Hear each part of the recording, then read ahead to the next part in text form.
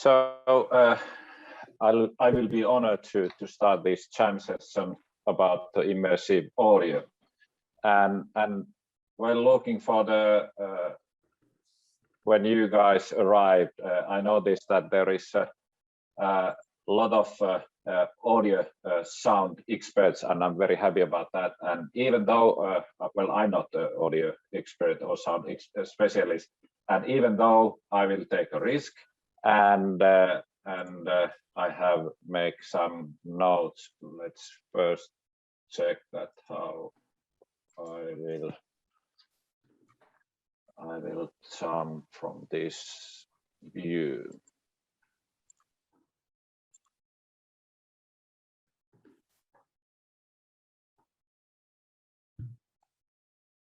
Okay, wait for a moment.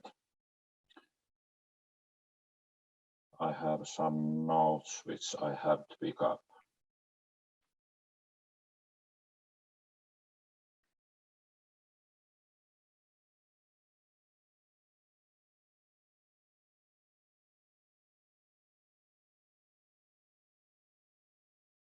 Okay, here I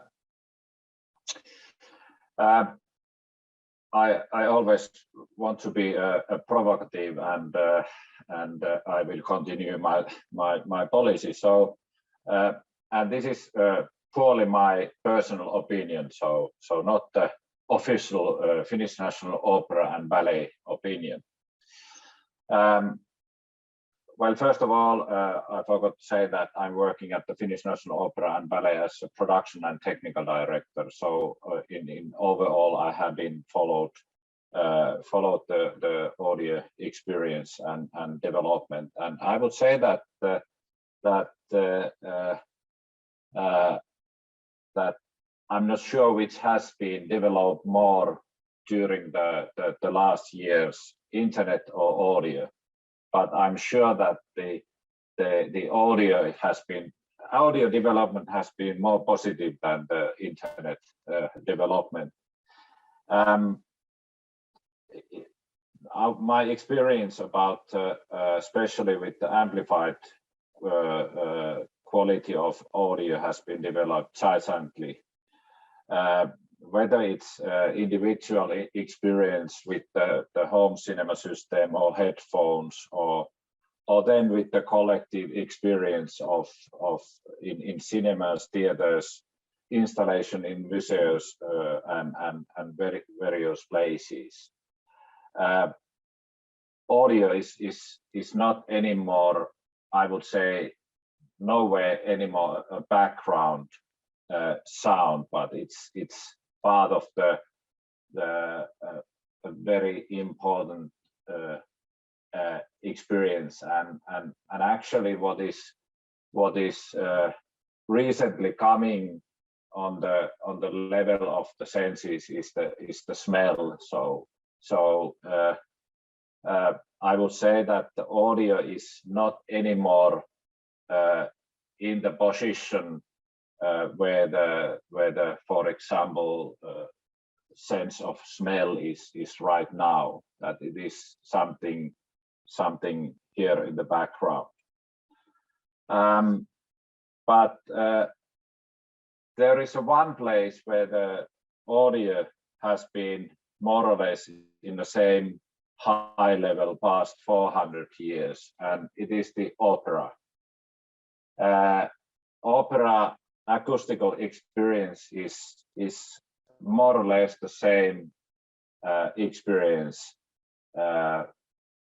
when it was started, and we can imagine that when the opera was founded and first tunes were played with the orchestra and a chorus and soloist, that what kind of experience that has been with the people during that time.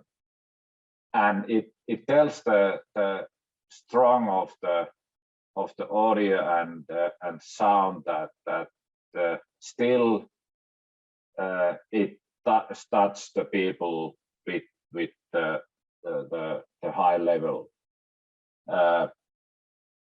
because still people are coming to see, and especially listen to opera. But that doesn't mean that opera is stuck to the acoustic world.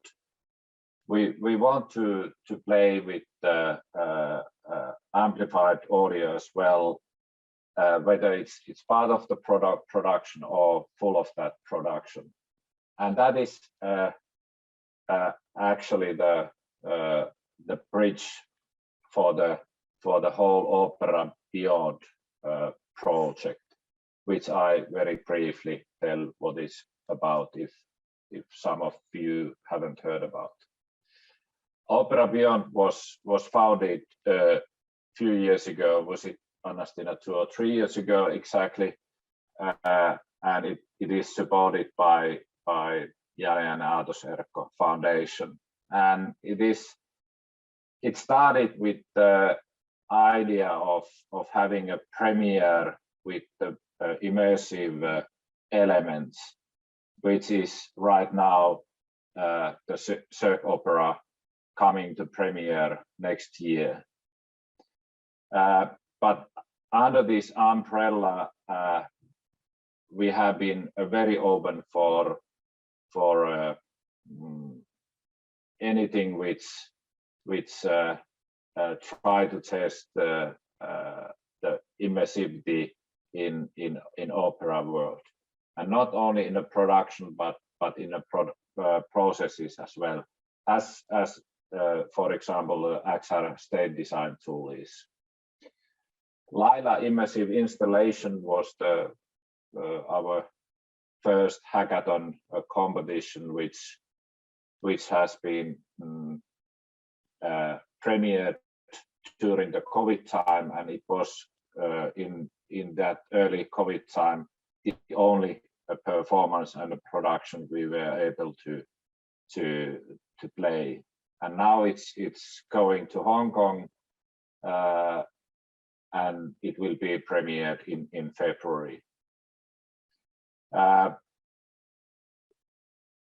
then we have had these jam sessions and other activities as well. But I'm not using any more the valuable time, but giving the floor with the brilliant audio sound guys, which has been coming to speak for us. So Anna-Stina will do the presentation. Thank you, Timo.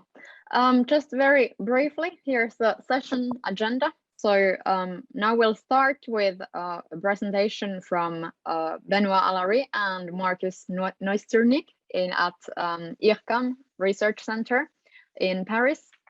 And after that, we will have 2 case studies, one by Luke Ritchie, who will present us with some use cases at the London Philharmonia Orchestra, and then a second one which will touch on the acoustic and audio aspects of the LAILA installation that Timo just spoke briefly about. And then we will have, I think, around 15 minutes for open discussion. And at the end of each of these 3 presentations, we will also have a brief Q&A. So you'll have from 5 to 10 minutes to ask questions from each speaker, but also at the very end. But yeah, without further ado, also from my part, I would like to give the floor to Benoît and Markus, who are researchers at IRCAM. Institute for Research and Coordination in Acoustics and Music is where these letters come from. And I think you will also present in 2 parts, and if I'm right, Benoît will be first, and then hand it over to Markus. And also, I think if you have also, or the 2 of you will have sound demos. So now if you have a pair of headphones near to you, preferably I think wired headphones, now would be a good time to connect those on your computer. But yes, Benoît, please. It's the other way around. It's me, Markus. Okay. Oh, it's Markus first. But okay. no problem. Yeah. I quickly share my screens. Just give me a second. Okay. Should work.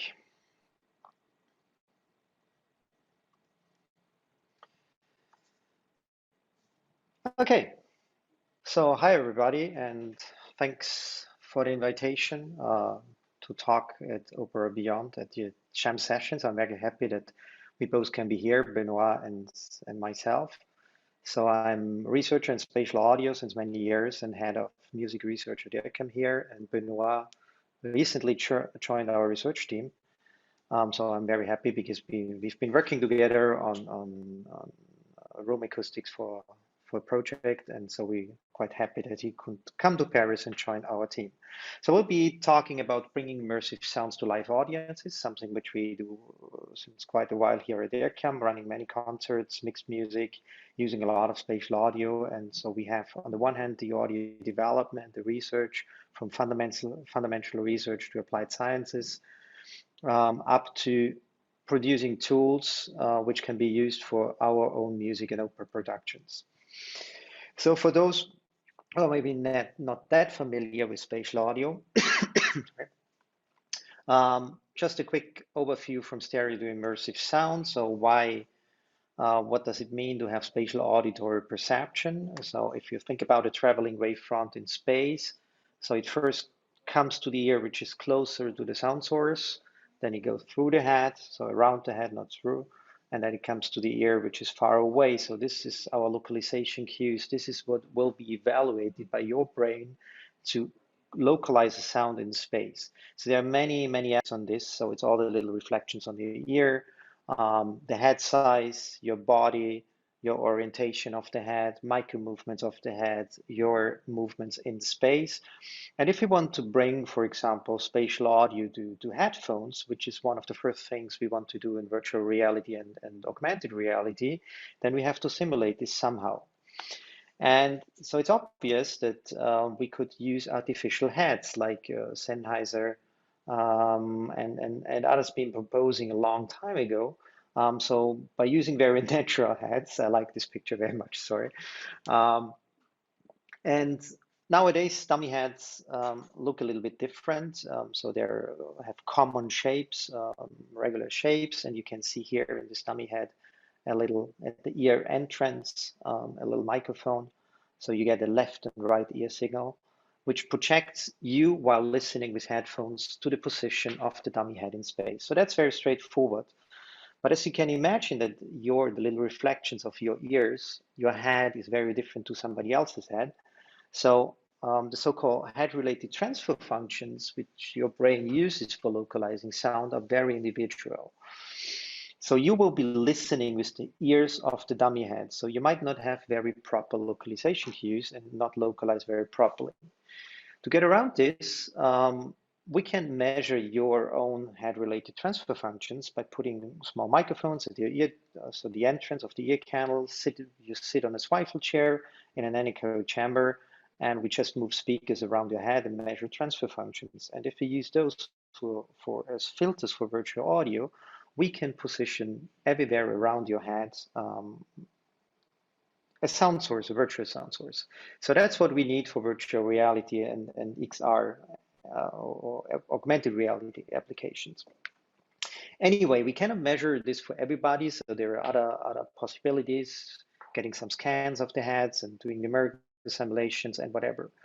But that's everything which is linked to 6 degrees of freedom. So with head, 9 degrees of freedom. So translatory movements in space, tracked people in space, exhibitions, head rotations, and all the things you want to have in proper VR environments.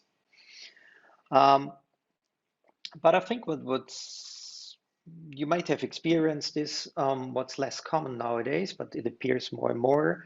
It's loudspeaker reproduction for immersive audio, and that's something very interesting. So we are talking about Opera Beyond, which also here is a huge topic.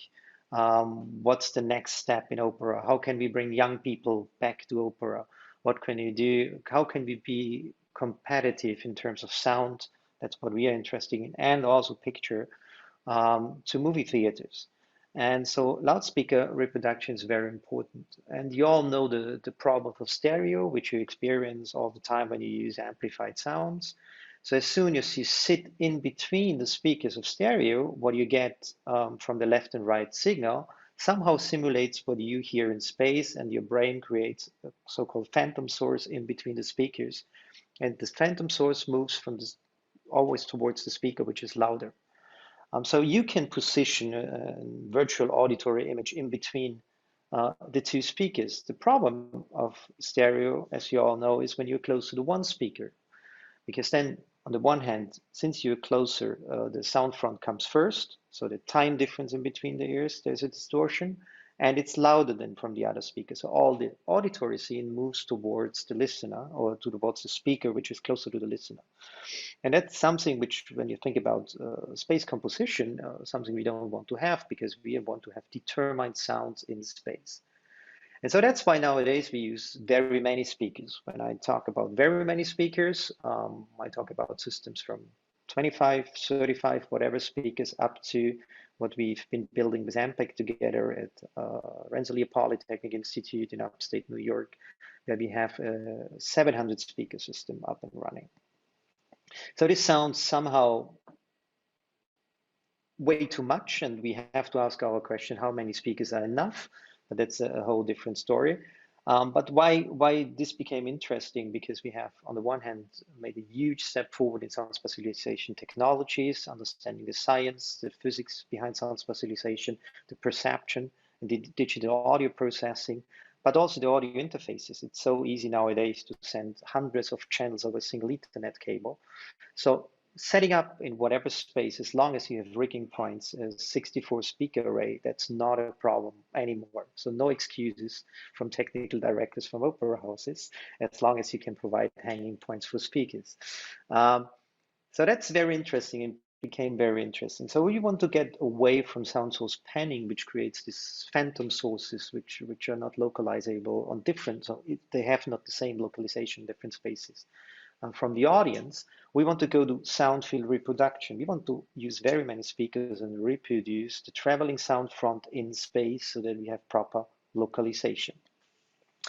And in live theater, so live sound for theater and stage productions, we are mainly using nowadays two systems, which work quite properly well. So it's wave feed synthesis and Ambisonics.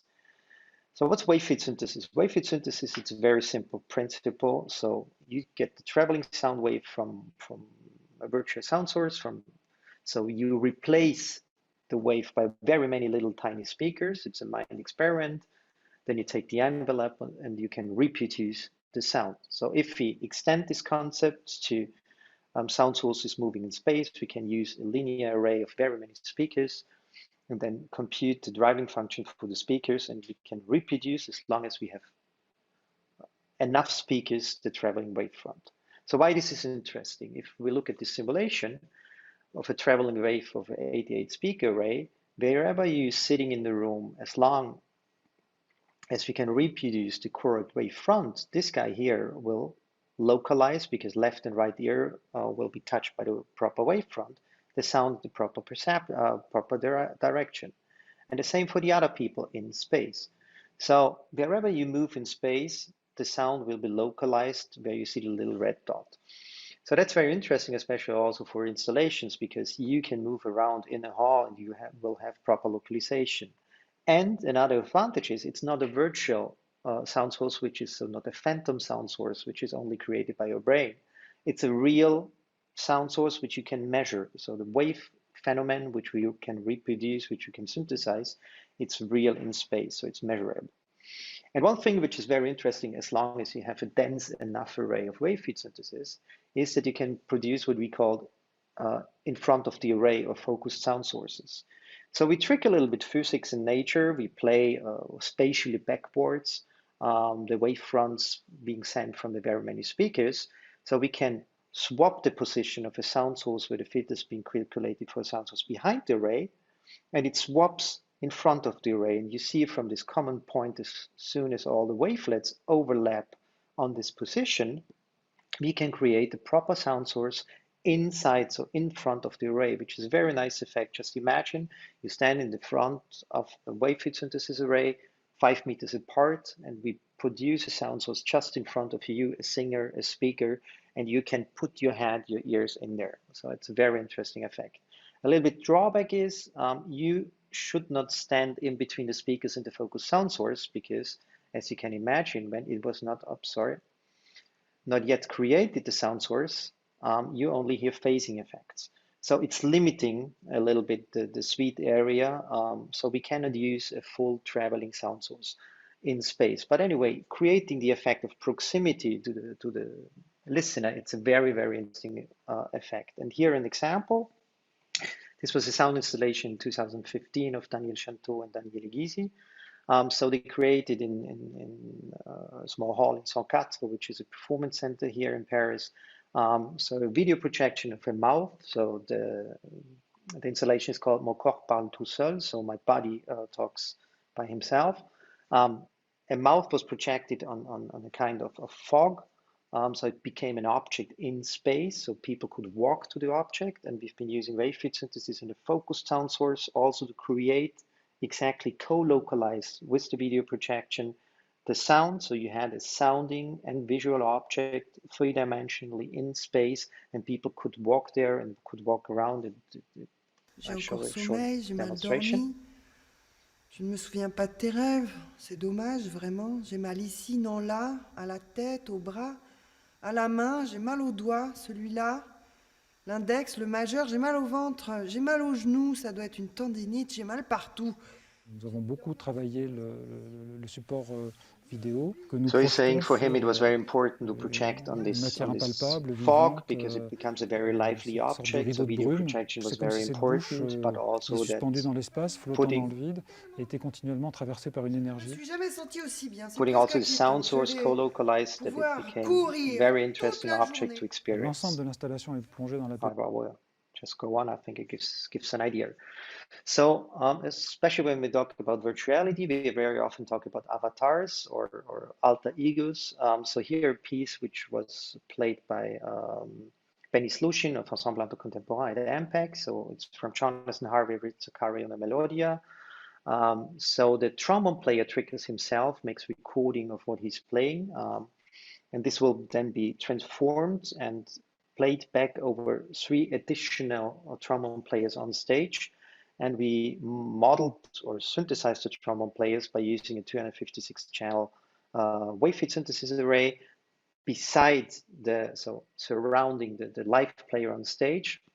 We've been modeling proper directivity, so to increase liveliness, so there's some slight movements of the virtual sound source. They play back with a directive sound, which is close to what a trombone player is reproducing. So it sounds like a real person on stage, but it's a virtual sound source in front of the array, focused around the trombone player. So I just play a little excerpt. It's a binaural dummy head recording. So the dummy head was in the concert hall. So you should be able to localize the other trombone players, the virtual ones. And it's a canon structure in the very first beginning by just using simple delay lines, but I think it very much explains the concept.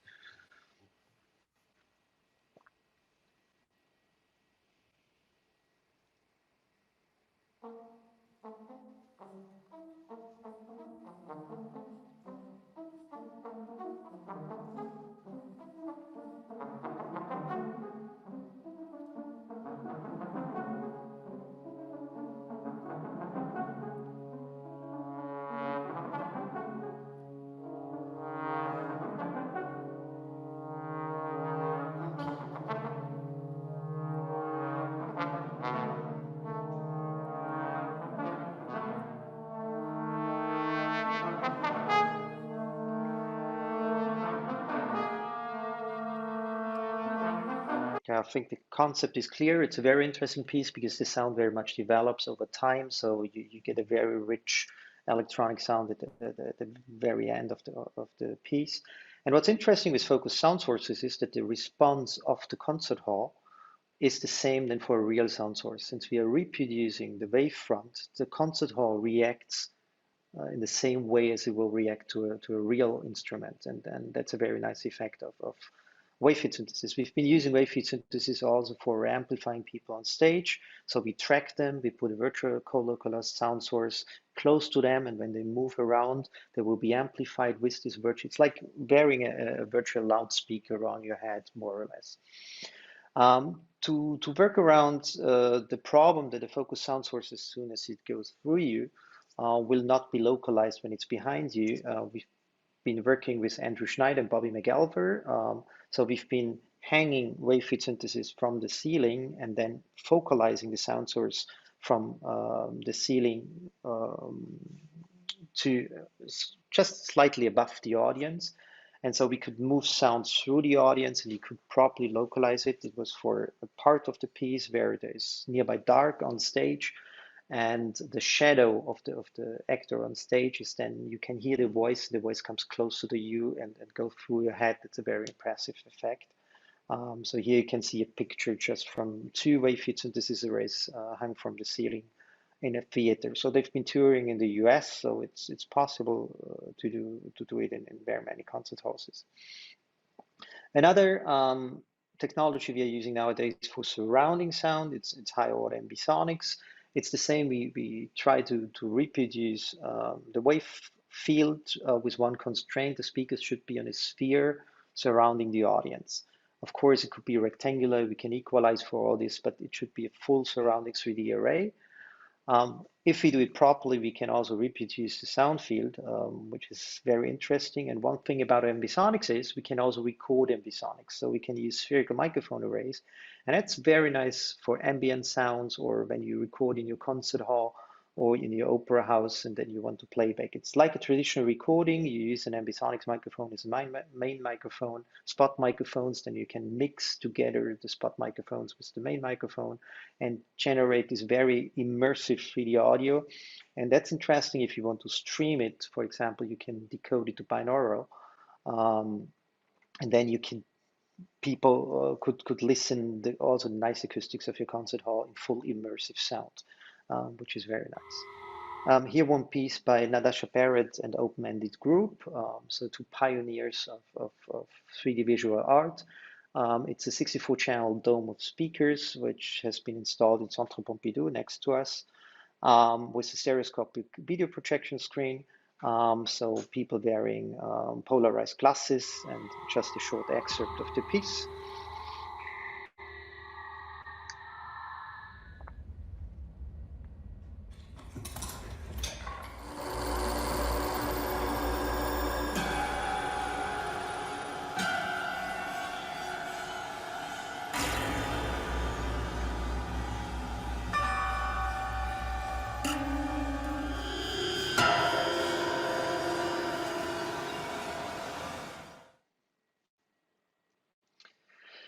So we have a whole series of, so we have a mobile, that's our mobile array, which we can put in different performance spaces. And we've been inviting the last 2 years artists to work on immersive music fictions. So we have a whole series of music fictions, which will be extended to VR very soon. So it's a very interesting format also for composers.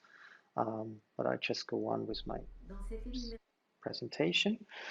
So for stage performance, we've been working together. So I'm working now since 25 years with Austrian composer Olga Neuwirth. So she brought me more or less to spatial audio, and we've been working together on very many different aspects on how to bring spatial audio to concert houses. And one of the pieces very much like is Le Encantadas. So we've been recording or measuring the 3D room impulse responses, so the acoustic response of the Chiesa San Lorenzo, which is a church in Venice, which became very famous because Luigi Nono's Prometeo was premiered there, which has a very particular acoustics. And here also just a short excerpt, and Olga will explain what she expected from this piece.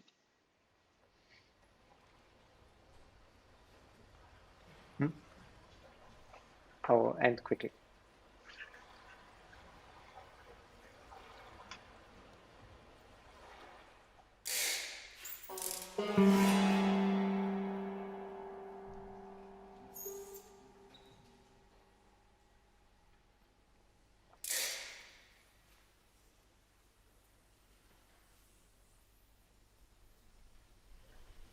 space in a different way.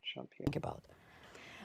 But actually in all pieces since the late 1980s, I was always trying to use space in a different way. So when I lived in Venice, the church was closed, but I was in a performance of Prometeo when I was very young.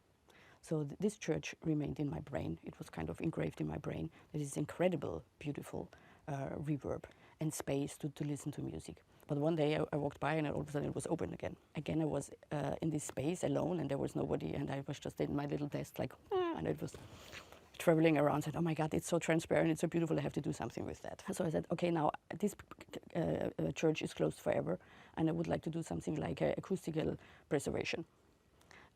Because if the church is already lost, so at least we can capture the acoustics. Okay, so that's what we did actually with the piece, and I just go on because I want to give the word to Benoît. Just a very last example from a performance of Lost Highway, Olga's opera on David Lynch, Lost Highway, which we did in 2018 at the Opera in Frankfurt, together with Yuval Sharon, his art director, and Peak Studios, so the video guys he's working very often with from Los Angeles. And I think it's a very interesting piece because so what they did, the stage design was just video projection, orchestra behind two so front and back projection screens, so we couldn't see the live performance. All actors in front of green screens, and the common point was the video projection. So the live actors being inserted into the video projection, and sometimes in between the screens there was enough space to play in between, and with lighting and video projection real people could play in between the screens, so being inserted in the virtual environment together with virtual actors playing in front of the green screen. So I'll quickly swap here to show you a short excerpt. So at the very first beginning, it's to explain it, to see one actor in front of the green screen, soprano singer behind.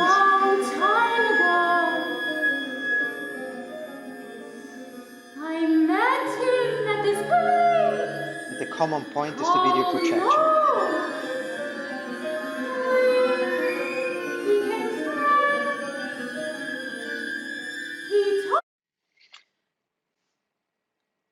So another scene, live actors in between back and front projection, overlays of video projection virtually, and you can see the live actors playing in between.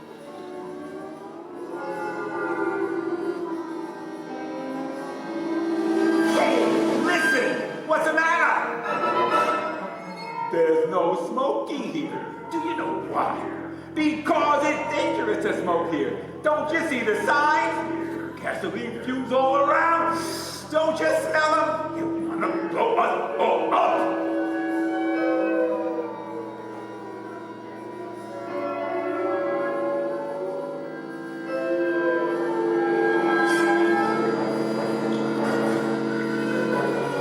And another short example, and then I will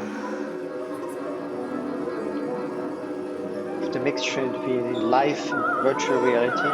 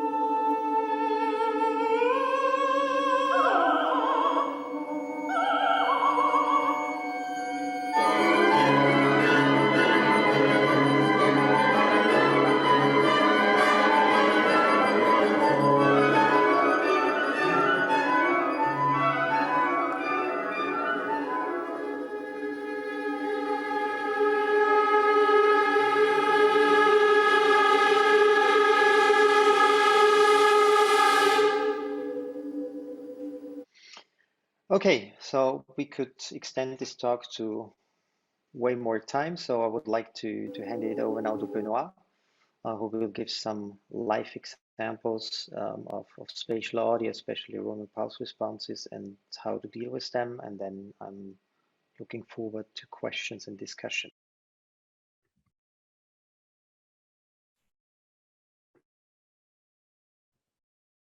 Hi. 1 second. Okay, wait. Oh dear. Okay, just a quick first, can you all hear me okay? Can someone come? Yes, very well. Cool. Let's just do a quick stereo test. Okay, so and then first of all, we're running a bit late. Clearly, we didn't check how much time we needed for this.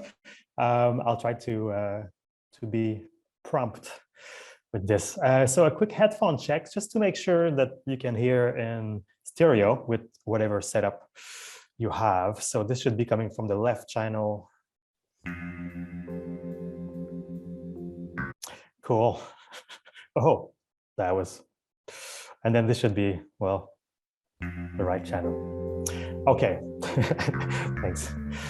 Okay, so just briefly about me, I have a background, kind of a software engineer, a few years in the video game industry where I specialize in audio software, developing tools for audio engineers. And then in 2016, I moved to Helsinki to do a PhD. And now just 2 months ago, I moved to Paris to join Markus at the IRCAM. So, okay, so the first title about immersive sound was a lie. I'm actually going to talk about our realization of acoustics, more specifically reverb. So what does that mean? So we have a concert hall and we want to reproduce the experience of an audience member when he perceives first the orchestra, not only the orchestra, but also the reflections of sound coming from the walls back to the listener. And we want to do that from the perspective of both ears, which are slightly different, on headphones, of course. And maybe we want to do it from different position in the hall.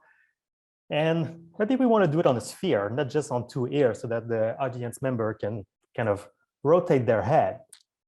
So this is a little bit of the context of what I'm going to talk about.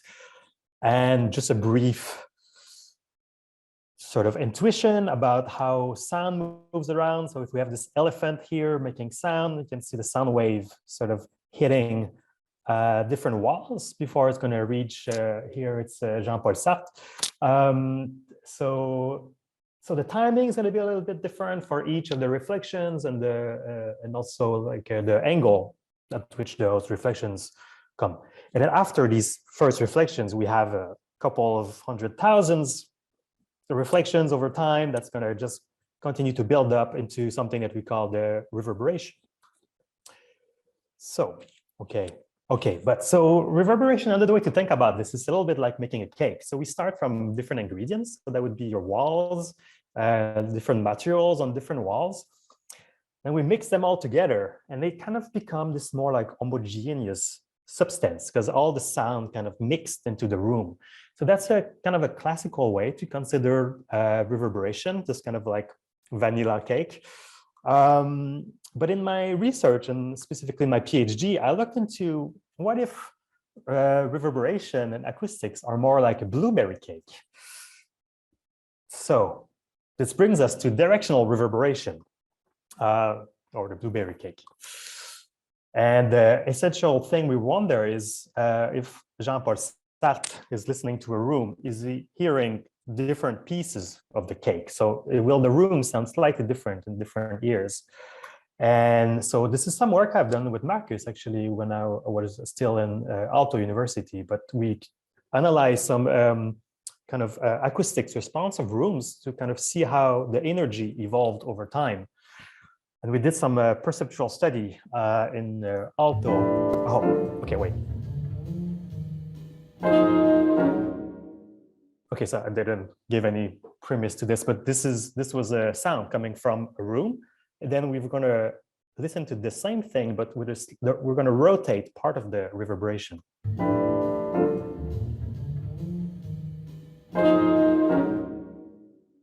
Because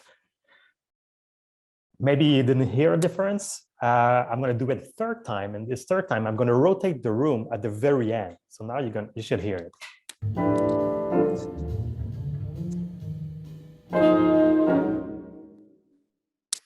Hopefully you all heard some reverb going on this side at the end. And this brings me to a project that a postdoctoral project that I did just before I left Finland, founded by the Kaute Foundation. And I worked in collaboration with the Helsinki, the National Finnish Opera in Helsinki, where I went into the main auditorium and I captured with this spherical microphone a lot of different seats. And the idea was to be able to analyze the acoustics from different positions and sort of imagine building a system where you could move around the room and perceive kind of the acoustics changing as you move around. So this is the first experiment I did. I recorded 15 positions, and then I went, and this is some complicated figures that I won't go into it. And then I went back and I captured 100 seats. And this is some data that I'm still analyzing at the moment. So there will be more to come out of this project in the near future. Okay. So, I don't know how much time I can take with this now. Maybe Anastina, you can tell me how much time I should. I don't know if we're allowed to break the thing, but I've got some quick demos. I think we can stretch by 5 minutes at least. So that's fine. Okay, I'll be prompt. Yeah, okay, I'm gonna share my screen. Wait.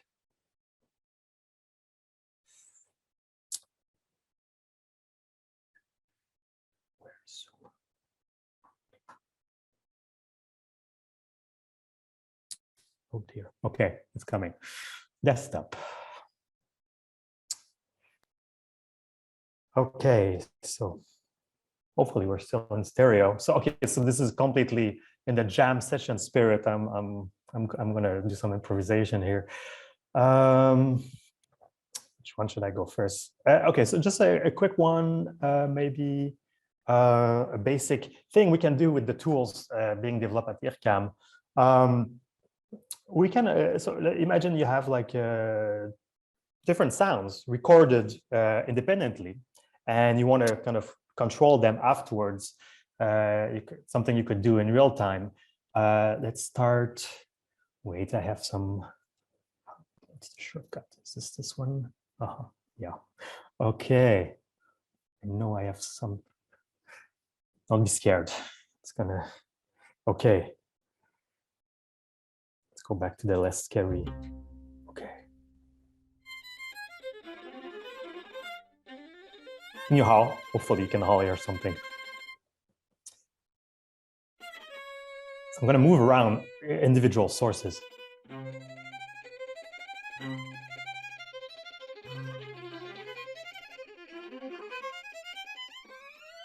And we can add some reverb.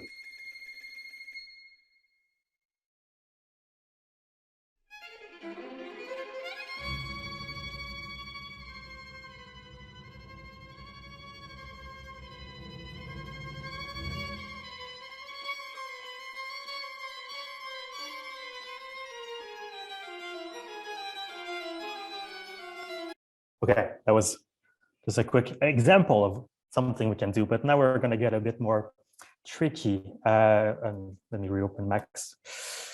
Okay, I'll go straight to the third one to be quick. Okay, now let's go into some more experimental reverb, because I discussed some directional reverb. Yeah, okay, so let's see. Zoom, all good. Wait, okay.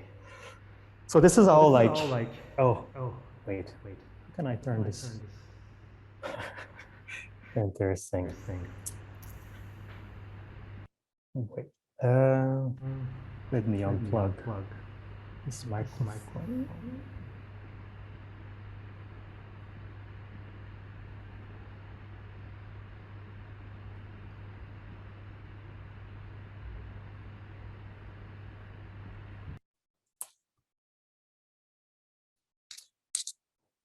Okay.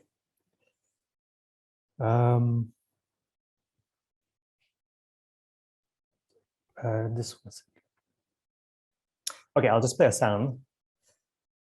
Hopefully.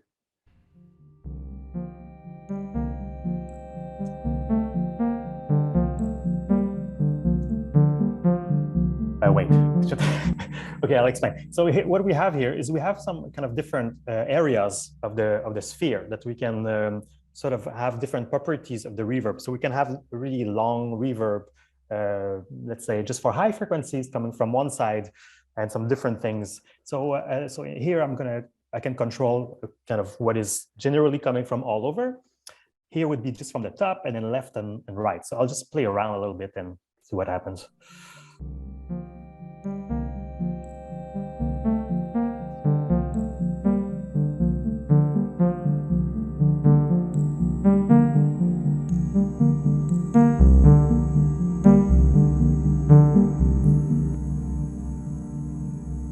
Technically, this is coming from above us, but in binaural headphones, it doesn't necessarily mean it's specialized properly. Now let's go a little bit to some stuff on the, some bass stuff on the right.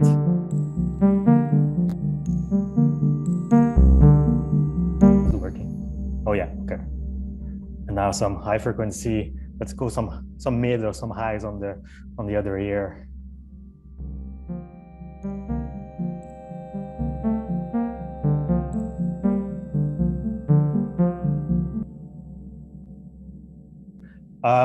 So, I mean, this is very experimental stuff. This is something I'm working on right now, and hopefully a real artist will play with this one day and do something cool. But there's a lot of stuff you could do. You can basically just split the sphere into different sections and do some kind of crazy reverbs all over. And I'll stop here and then allow people to ask some questions.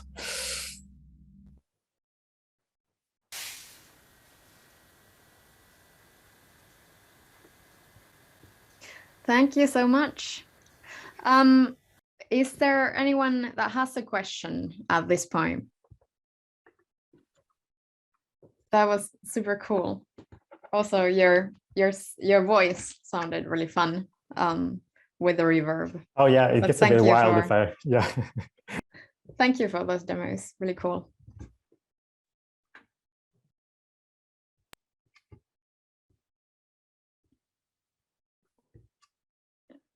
I actually have a question about this mobile rig of 64 speakers, because just yesterday I had a conversation with the technical director about the setup times. So how long does it need to set up this 64 speaker system? We don't have yet that much experience with the new mobile device, which will be delivered soon. But it doesn't take that long as soon as the structure is flexible. So I would say less than 2 hours. Yeah, great. It depends on how, you know, when you take it apart. So that's actually also with wavefield synthesis array. If you take speaker by speaker, it takes ages. But normally we make bars of 32 speakers or whatever in flight cases, and then you just stick them together. You have a bridge on stage. You click them on the bridge and it's gone. So it's less. So a 156 channel or 256 channel speaker array is easy. Linear speaker array is easily rigged in less than an hour. Mm.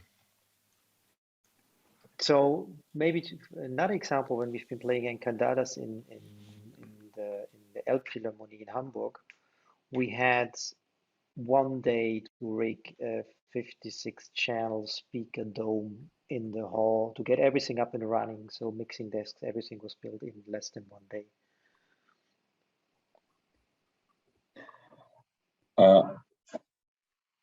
I have one question. Do you hear me now? Yes. Yes. I have one question both to Markus and Benoît. And first of all, thank you about the good jam session. We have been thinking that how could we make our streaming more deeper experience as it is now, especially now when during the COVID time we have been increasing the streaming, and I believe that the streaming is increasing, but it not yet touching so many people that it interests widely, and I would say that the one reason is, of course, that it is not the social experience, but also the audio experience is not as it is, for example, in opera hall. So what is your recommendation or hints how to deepen the audio experience when streaming? Yeah, I think what you could do is to provide binaural streams. So to set up, so to hang a 3D microphone array from the ceiling. It's mostly often the best thing to do. Unfortunately, with lighting, it shouldn't be that problem. Normally in an opera house, it's a little ball like this size. And then to put ramp microphones, or if you can have wireless microphones on at least the main actors on stage, then it would be nice. And then you mix everything. So we've been creating with our sound engineers a mixing software, which is called Panoramics.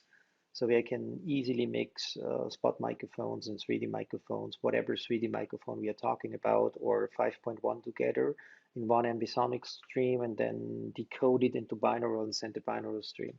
So we've been using this for live streaming, actually, for some pieces we've been playing in different concert halls and opera houses. One question, of course, with one main microphone array, but that's always the question with 3D audio, is when you have multiple cameras in the hall and you change the perspective, then the audio perspective will not change with it. But anyway, I think that's the way to go, because then you capture the nice anti-acoustics of your hall. Of your opera house, and you get a very immersive experience.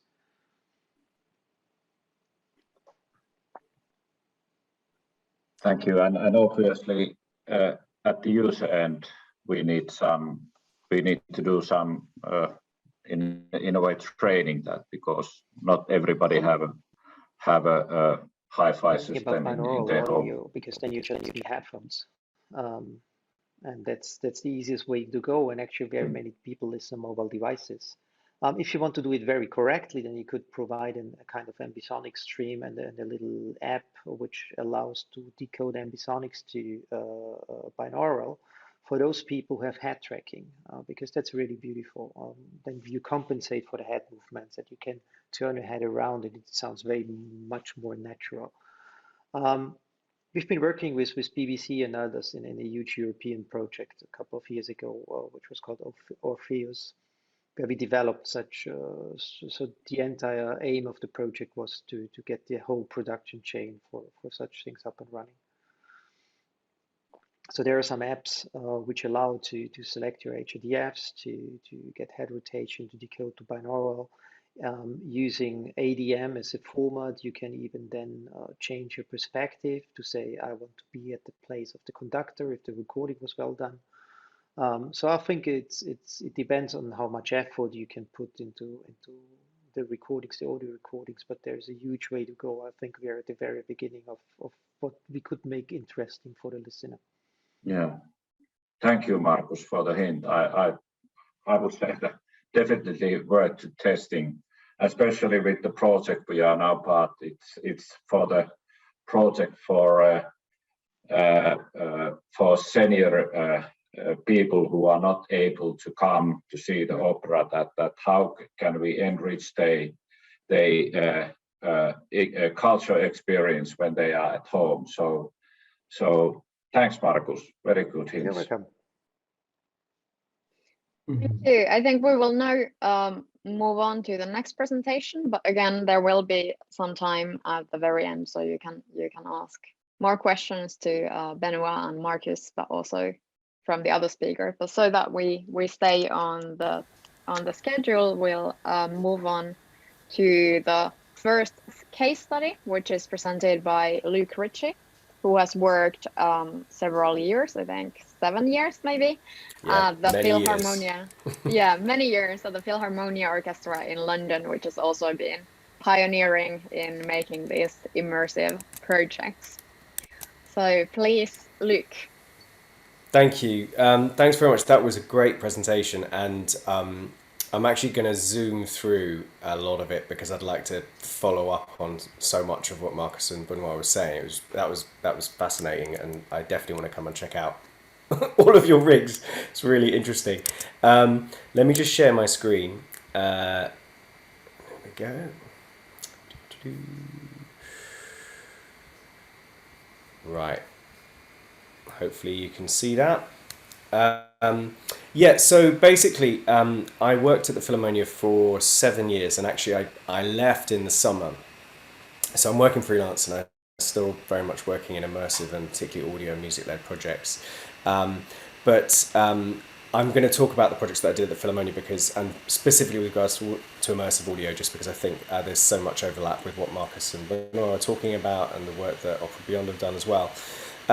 So when I started in 2015, I was the digital director, so I was managing like a content team really. So we had web developers, a 2D video team, and the IT and all that kind of stuff. And then the most unusual stuff was all these immersive kind of location-based projects, which I inherited, which were completely wonderful and crazy, and they very much informed the work that I then did and built upon.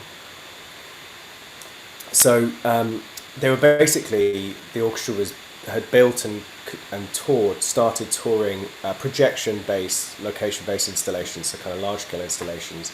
The real kind of game changer was a project called Rewrite, where it was a film performance of the Rite of Spring with Esa-Pekka Salonen, the then principal conductor, conducting, filmed with like 27 different cameras, took over a big building with 10 rooms and played it back on projection screens. So each room was a section of the orchestra. So you'd walk through and you've got the wind section where there's 3 different viewpoints of the wind section, and behind each screen is a speaker that's playing what you'd hear from those close mics. So it wasn't any kind of spatial audio. It was very simple, but actually obviously quite difficult to achieve, but a big bunch of speakers. And I think conceptually what was brilliant about that is it kind of broke down the barriers of the concert hall and allowed people to kind of step inside it and kind of met a lot of the challenges that you get from the orchestra. Can you hear me okay? Is my computer taking off again?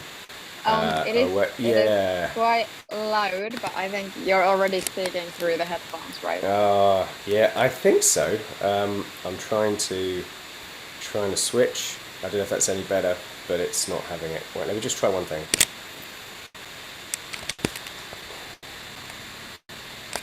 Okay, sorry about that. It's my ancient MacBook. I'm so sorry. It sounds like it's taking off. We'll just have to put up with it. It seems my mic's not working now. So the reason the Philharmonia did that was because it wanted to get out of London and it wanted to tour, like get out of the concert hall and kind of get out to people. So the great thing about making these kind of installations is you could tour them around the UK. So we toured them with big marquees, and we kind of toured lots of installations with trucks and classrooms and things like that. But I guess in its essence, what was really interesting about the big projection-led installations, or that they were more audio than visual. I think actually the real emotion and the power in them was the audio, and a big bunch of speakers playing that music was very hard to beat. And that really is kind of what's informed what we've done later on. That said, kind of the VR was a natural progression when I started, so we made our first VR film in 2015, and it was a 360 film that we shot. And just following up from Markus and Benoît's point, we used one of these binaural microphones. So it was actually 4 binaural microphones, kind of one facing forwards, one facing left, one back, and one right. And at the time, we had to make a bespoke application that ran in Unity, so that when you turned your head, it kind of panned between 4 stereo mixes.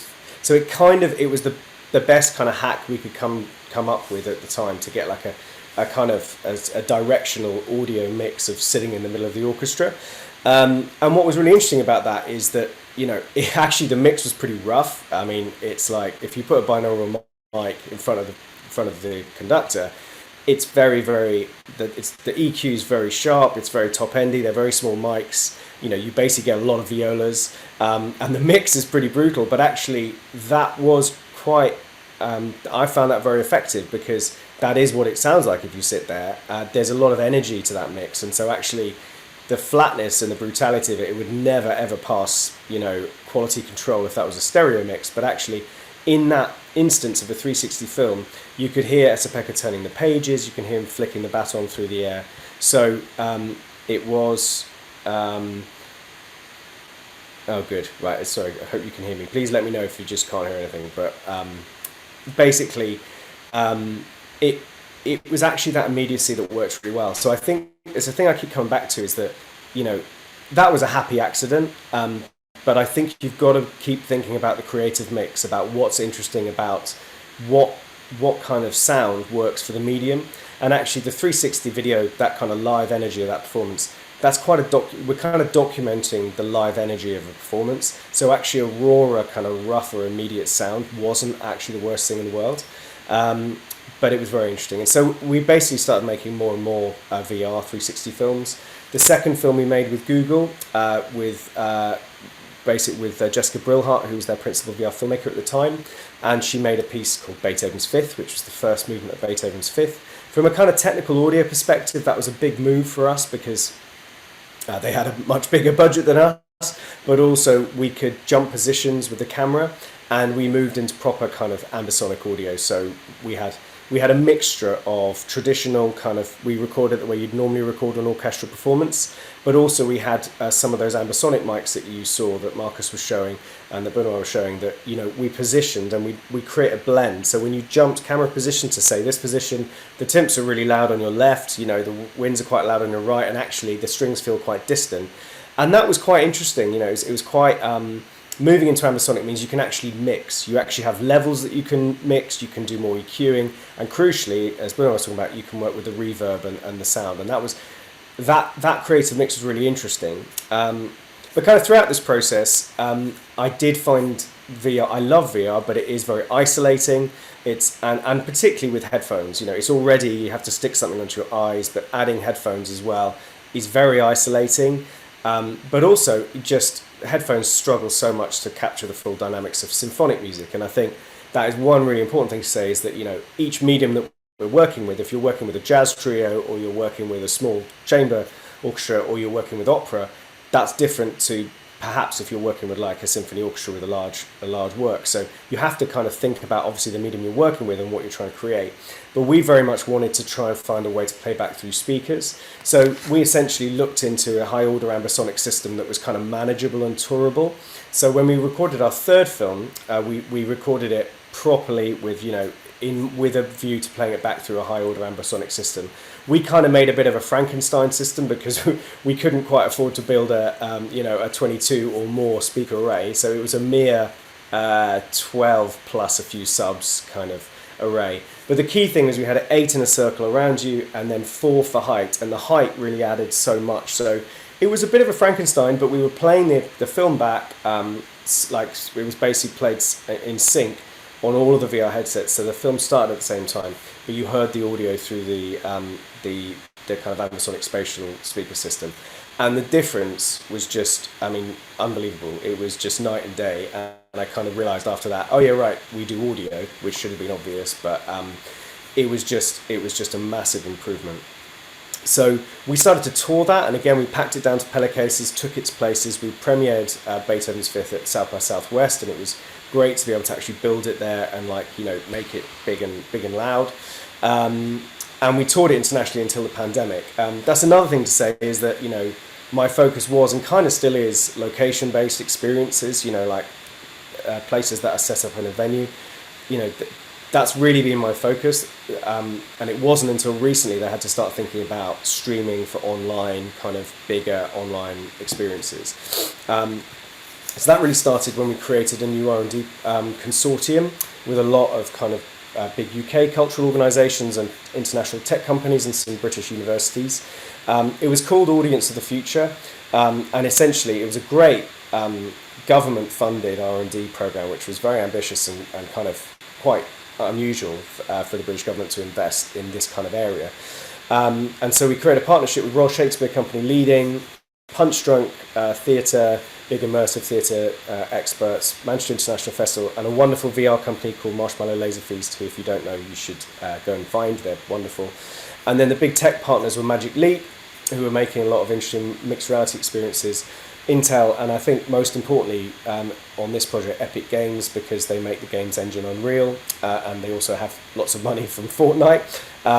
But working on Unreal, I think, was the most interesting thing for me of all the technical partnerships, because what's happening, but I think also creatively, is as we move into making whatever we make, we are kind of moving into games engines and thinking about making work through a games engine, whether that's for projection onto a screen, you know, in the background on an opera, or if you're making a walkthrough VR experience, or if you're just building an app, an audio-based AR app. Working in those mediums is going to be more and more important. So in the first year, we did a lot of R&D, which was really fascinating. So again, going to what Markus and Benoît are talking about, we just got to try lots of different ambisonic recording techniques. We tried binaural, but we tried different microphone arrays, and then we tried, actually recording like a soloist, a duet, a quartet, a sectional, the full orchestra, and then also we kind of tried playing that back and actually saying, like, so firstly, like, how do you do this? There's loads of different ways of doing it. And secondly, does it actually sound any good? And why is that interesting? And I think that, like listening to that beautiful, kind of blue excerpt there that Benoît played, if you hear a jazz trio in that kind of ambisonic mix, it just sounds incredible. And also, I think, as a listener, it's quite easy to immediately distinguish the position, and you can get the most out of a reverb with a 3-part or 4-part ensemble. But once you get to much larger symphony orchestras, actually it can get quite messy, and you can get a lot of phasing. We tried a lot of playback in wave field synthesis systems like the ones that Markus talked about, and we tried different speakers and headphone arrangements, and a lot of that kind of led to us building stuff in games engines. And so we were starting to have to work with Unreal developers, spatial audio experts.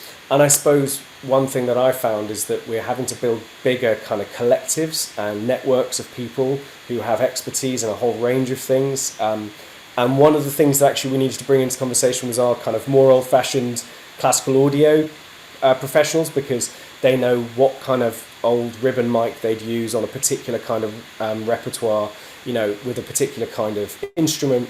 And sometimes, I found a lot of the challenge was trying to get the kind of everyone in the room at the same time, and not just bringing a finished work to the kind of musicians or the creatives. They kind of had to be part of the pipeline. The other bit that was really fun of it, which I'm not going to talk about today, was kind of thinking about what this all means for composition.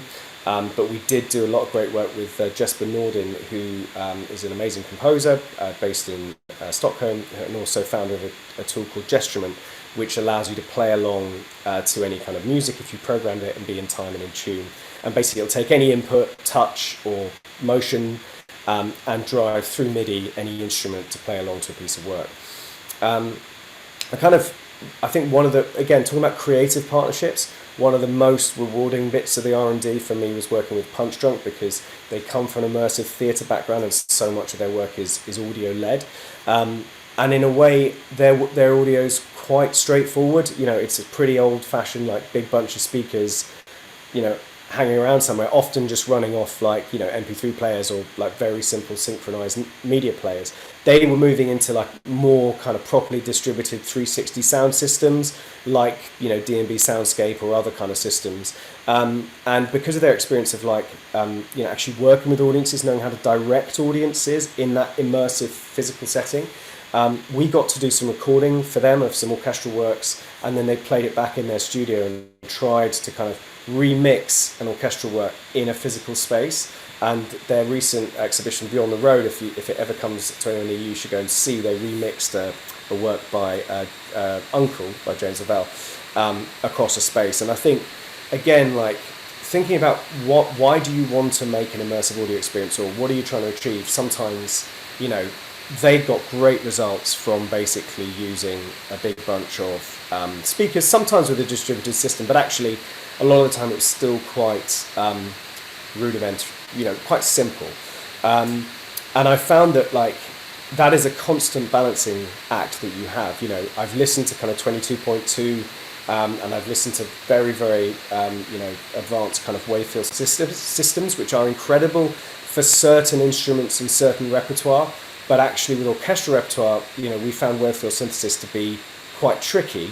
But that doesn't mean it wouldn't be incredible for voice or for something else, like actually a lot of the examples that Markus was showing. So it's been brilliant to work with those. But again, I was trying to think through the lens of we're trying to communicate what a symphony orchestra does to the audience. So we're probably aiming for a different kind of medium. I think if you're working in opera or you're working for a smaller ensemble, you might go somewhere completely different. So that was the first year, and then the second year of the R&D was going to actually result in a show, and we were going to put on a performance of Midsummer Night's Dream called Dream. Initially, the plan was to make a big location-based experience at Stratford-upon-Avon in June 2020, but of course, coronavirus had other plans, so that all got completely scrapped about March time, and we completely pivoted to an experience that was basically captured with motion capture, but transmitted as a 2D experience. And that was basically because we felt when everyone was trapped at home and we'd had so much government funding, we couldn't make something that was exclusively for VR headsets or for, you know, even AR. It still felt too exclusive. We felt that we had to make something that could run on your smartphone or your PC. And so we ended up making a 2D experience, but we were making that live in real time in Unreal. So what we had was 5 actors, 5 RSC actors in a motion capture studio, basically creating beautifully animated avatars in real time that were created by Marshmallow Laserfeast with their visual design, and then streaming that as an animated film. So we would run a live show, and if you watched it on the 2D screen, you would have seen a beautiful animated piece, but it was being rendered in real time using Unreal. And so it completely changed what I'd initially planned to do, because we were going to do something with speakers and a mixture of VR and blending and building what we'd already done. But actually, we had to build the sound design, and that included Foley. So like when a character, if it was like a tree, made a footstep, you know, it had to automatically generate the Foley of like a leaf falling. So we had to kind of build a hybrid live team who could kind of add that Foley, add the live voice, but also have bits of pre-prepared audio soundtrack, and then the live performed MIDI-generated music from Gestureman that was driven by the movement of the actors, all kind of streamed live through a broadcast system. So we had to build a hybrid team, which was really interesting in the fact that I think more and more we'll need these kind of teams. You know, looking at the examples that Markus was showing of, you know, green screen technology combined with a background projection. Well, this kind of motion capture is moving very, very fast, and the virtual production work that's happening with Unreal, you know, with big examples like The Mandalorian, but actually with more and more discrete motion capture suits that are hidden, that don't have all the little ping pong balls all over your head. You could, you know, RSC have done work where they have avatars presented onto a projected screen, or, you know, you can have a beautiful environment that you have around you. And everything has to work in Unreal. So we kind of had to build a hybrid creative and technical workflow and team that could kind of work in this environment. And I think that's actually one of the biggest challenges, whether you're in opera. We were working with a theatre team who were used to putting on a show, but we had to kind of work with a games, kind of someone from a games background, an audio director, trying to get the visual effects team to kind of work with the theatre show team to kind of build a bespoke show control system that then triggered all of the different parts that worked and could be delivered live. So although the actual end result was a stereo output of audio, a lot of what we learned in that process was like how you could translate that experience to, you know, a live VR experience or a 6DOV VR experience, or something as well embedded into you know, to a theatrical production. So it was fascinating, but I mean, from my perspective, I suppose I think there's been huge progress with audio, and it shows just how much work is now happening with a mixture of speakers and headphones. But I think that it's still trying to push for audio-led experiences and really trying to keep audio at the heart of what you're doing, particularly when you're making musical experiences, is still quite a challenge, and I still think a big opportunity in terms of thinking how you can creatively drive a project. So anyway, so I've kind of zoomed through it, and I'm happy to answer any questions. But that's kind of a summary of what we've been doing with Immersive Audio, and I'll stop there. Thank you, Luke. And is there any questions for Luke? Hi, hello. Hi. Can you see? Hi, look, I think you're here in London with me. I was just wondering, I sort of feel like Immersive Audio's feral child. I'm discovering all these people on here that I never knew about. Same. I've been working in Immersive Audio for about 17 years. You can see I'm sitting amongst speakers. But I'm a composer. I've actually written 8 operas, and I have one premiering in Prague with 24 speakers next year. 24 audio sources. But I'm very interested in how the dots join up in the process. And you were mentioning some fabulous companies like Punch Drunk, who are amazing. But could you maybe just talk a little bit more about how the dots join up from creative beginnings to how you, like, particularly as we're talking about opera here, sometimes I struggle with that tradition of, you know, here's a tradition that comes from a proscenium arch theatre typically, and a big voice to fill that theatre, and often, you know, just trying to find ways to sort of, it feels like bring together 2 very disparate worlds. So I just wondered if you had any tips for composers who might be working in that area. Yeah, no, absolutely. It was really hard and really stressful. And then we added in, you know, COVID, so we're all on Zoom.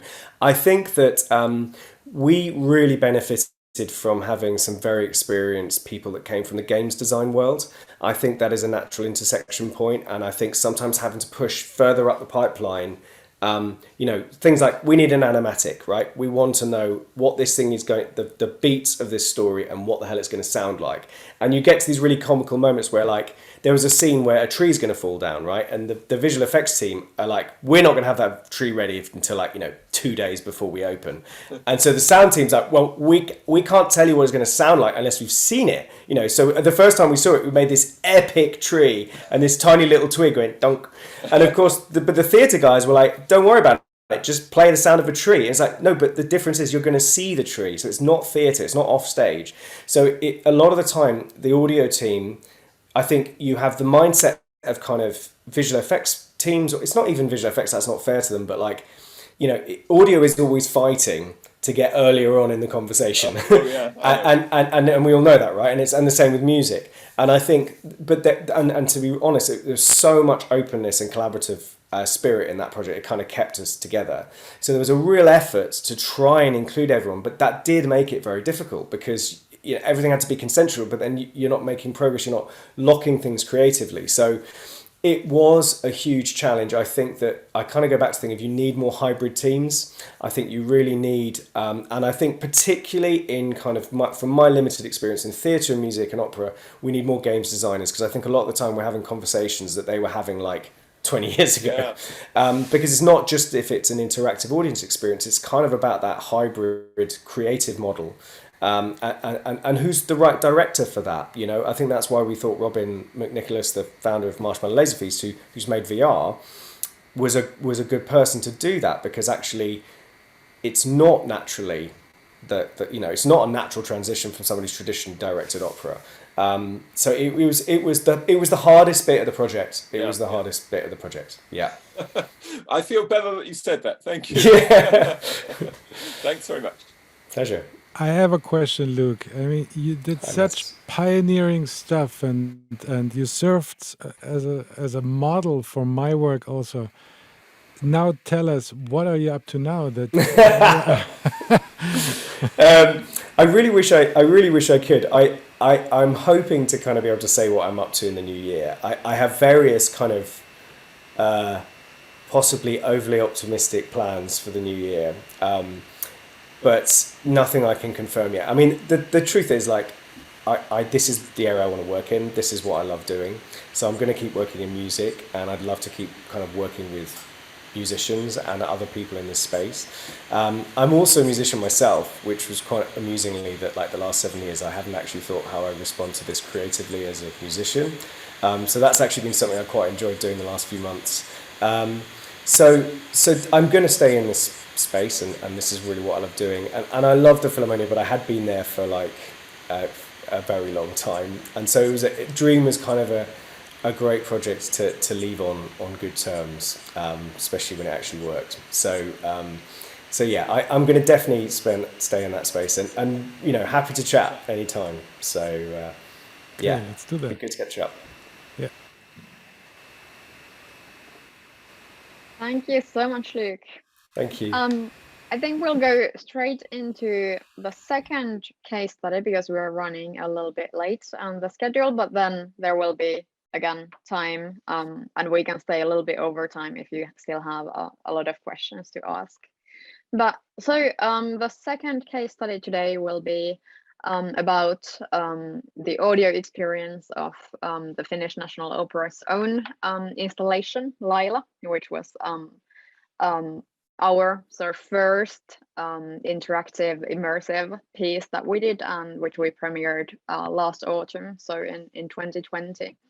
So Tuomas Norvio was the sound designer for this piece that was composed by Esa-Pekka Salonen, and it had the dramaturgy was by Paula Vesala, and then we had the Echo Collective, which was behind the artistic and technical concept. But please, Tuomas. Yeah, thank you for the invitation, and thank you for these really super interesting presentations. I feel like a child again, like with all this again new really exciting details and info, and I've been touching this like immersive multi-channel audio for quite a long time with small steps, binaural, and then using some like 360 first, of course, surround, and then to go into soundscape, and also I'm being really glad that I have been able to do some immersive stuff also. Quickly about my background, that I've been doing sound design and music for maybe like 15 years for contemporary dance and circus, like Tero Saarinen, Johanna Nuutinen, and Sirko Aero in Finland, and then music stuff alone, some things, and for installations and films also, but also working with like some other artists like Kimmo Pohjonen and Tapani Rinne and Hilda Länsman nowadays. And then I've been interested really about installations, as I think in those kind of things I can really combine all these aspects as experience from the movement. Like I feel like the sound is really connected to me, so I feel the sound into my body, and I think the installation can sometimes give that also to the viewer, to the visitor, and that's where I can go more to LAILA, which is the case in here. Let's see.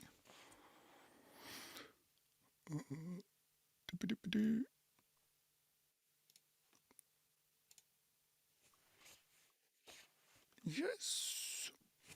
So maybe you now can see the PDF and hear my voice still. Great. Yeah. So I was a sound designer in LAILA, which we started already making like, I don't know, long time ago, 2 years ago. So it was an Opera Beyond project, and there was a competition, but I got asked in after this Echo Collective won the competition. I'm really grateful for that, for everybody. And it was quite an experiment and experience. And I think we all knew what kind of challenges we will have, and we were happy about it because that's a way to try something new and go ahead. And that made reveal in the process something that we couldn't even imagine when we were first studying it out. And so it was, we all kind of course, Echo Collective had the idea where to go, but we kind of opened the case after the competition, and which meant that then we really started doing the material, and like Esa-Pekka started composing, and we talked about the dramaturgy. We talked about what the experience can really be.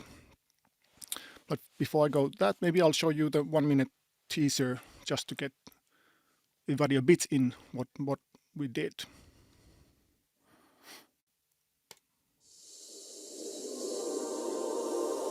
Hi, LAILA gives her voice to you. You are now ready to step in. We create a universe within which things can happen uniquely to you, depending on what you say, depending on how you move within the space, depending on how you interact with other visitors. If you should actually like rebuild opera, you can't rip it down more than we've done it.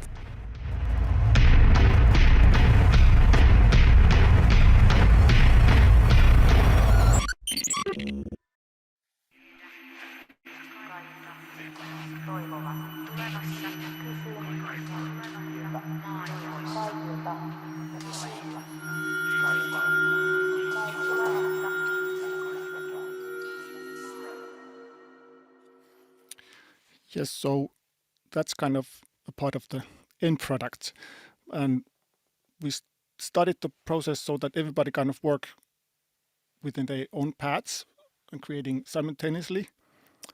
And of course, that meant that pretty soon, as I'm from the sound department, I wanted the material quite soon to realize so that I would have something to try on. Not just ideas or not just techniques, which we already discussed. So fortunately, we could start recording on the opera studio, and I had really good long discussions with Benoît, and thank you for this. He was a consultant for the spatial audio, but also we discussed well about all these techniques, but also about the content, like what we really are aiming for and what kind of experience that could be. Because in this case, LAILA, we have 6 visitors entering the space. The dome, 7.5 meter diameter space, and they can move freely there. There's a timeline, but still it's quite open. Things can happen, and it's a reactive piece. And that can mean that, of course, it can be made in very many ways. And with talks with Benoît, like using the Eigen mic, Ambisonic recordings, that's one way of recording the choir and the percussion, but also that quite soon I realized that when people are moving in, that we actually might just use mono closed mic, because it's different having a passive listener in one place and then actually somebody moving in the space and then kind of reacting. Both are reacting. So the listener is reacting and then the sound is reacting to that listener.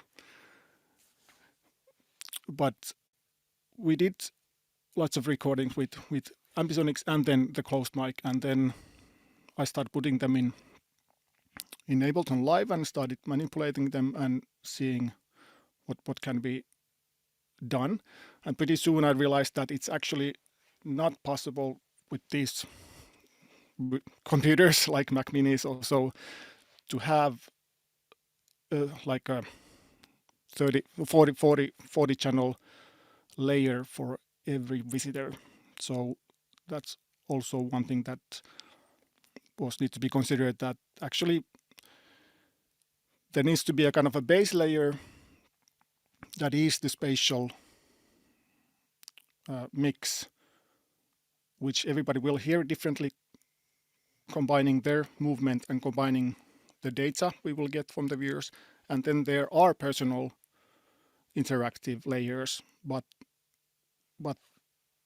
a bit somehow not everything is open. So we do have like a timeline, and then we do have like a common things that everybody will hear. And that was because of time limits, like what we can really do, what we want to do, and what the computers really can do also.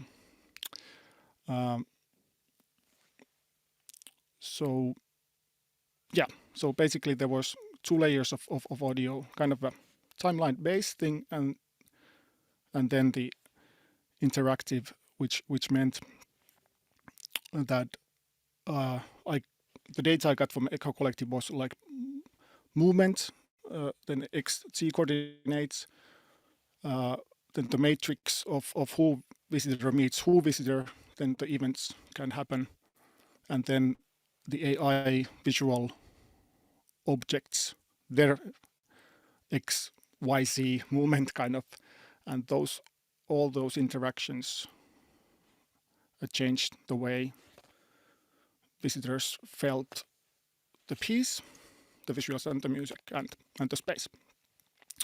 But going maybe for the rig, I first started testing and still discussing with Benoît, like how many speakers and what kind of rig we should have to have the experience of such a small space, but not hearing the speaker. So really have an immersive space.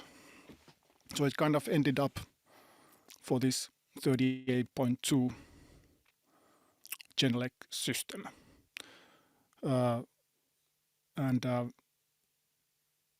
There are some, of course, lots of drawbacks on things.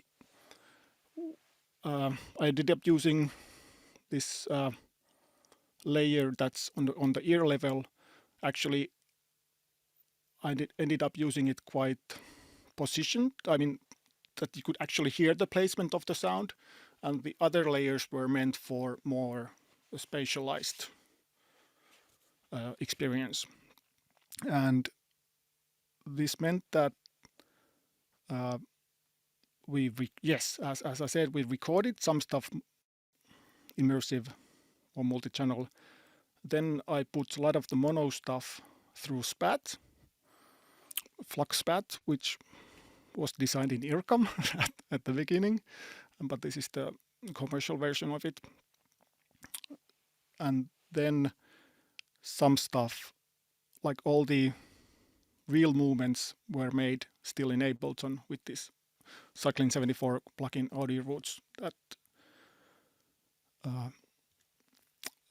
spatialized it, but then it was just a mono object moving. So all these techniques need to be used. At least that's how I felt, that I couldn't use just a technique, just one technique or just one way of doing it. And still, of course, there are considerations like this has to be somehow mobile. Well, not very mobile, but still it can go to somewhere, like in one some kind of a box. So now it's going to Hong Kong, and that's one thing. And I'm really, really, really helpful people. I'm thankful and grateful for these people in the Finnish opera, like Petri Peltovako and Timo Tuovila, of course, that there are people who can help and design these things and what we can really achieve. So this is the rig design. And yeah, it's a Genelec 4430 IP speaker, so it's just a Dante network all over. And then we do have also a personal speaker on everybody, on a visitor.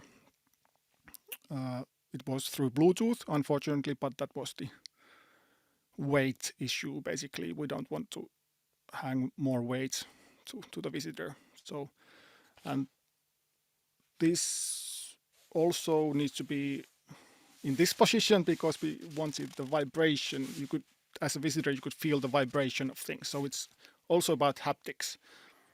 And the space had a floor, which also had a bass shaker. So I think Immersive sound, at least for me, is also means it's physical. It's not just directions. It's physicality. It's how you feel it.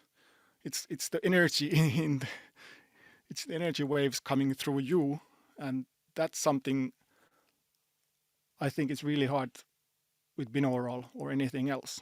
It's because the natural way of having sounds is in the air or in the sea or whatever, but having through some physicality. Yes, so all the tracking and the IA, the visitor data I got from the Echo Collective, which is they were great coders, and it's really, really, really nice to dive into coders' heads and discuss about things. And we could discuss like what we need, what I want, what they want, what we are trying to go and achieve, and talking with Paula Vesala and Esa-Pekka, like what we are really doing. It was always there, and it's so nice that we can also have this conversation with coders, because there are some things we can go deeply into. So I got the info, the identity info, the movement and the coordinates and so on, the interactions.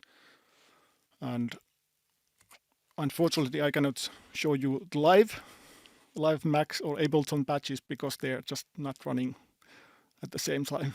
I could show it to you, but here are some pictures of like, this is my Max patch. I'm just putting them all there together.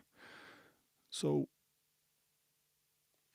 and immersive for me also in this piece meant that because the visitors also give their own voice. So LAILA is an entity. It's a one her, but it's her world. It's she, but it's still us and our communication together. So the visitors together also interact with each other and also with LAILA. So we had the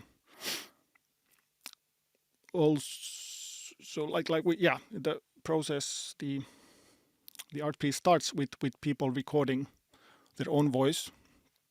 There's a kind of a poem also, what you could say, but so they could choose language, and then they will hear it in the space differently, different parts of the piece, and depending what happens. And so all this data from the Unity, from the Echo Collective's computer came to all the computers, and then I processed them then differently, and combining them with, there was like 3 computers each, and then A/B set, so 6 computers in total.